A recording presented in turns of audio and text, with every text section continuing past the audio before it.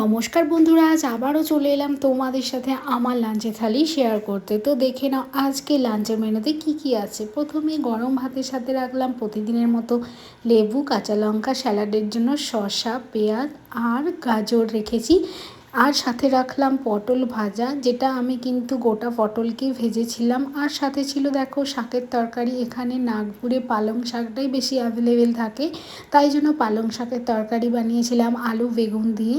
আর সাথে ছিল পাতলা করে দেশি চিকেনের ঝোল, যেটা কিন্তু একদমই ঝালঝাল করে বানানো হয়েছিল, কিন্তু কম মশলা দিয়ে। আর বাঙালিদের তো মাংসের ঝোলে আলু রাখতেই হবে, তাই জন্য আলুও নিলাম একটা।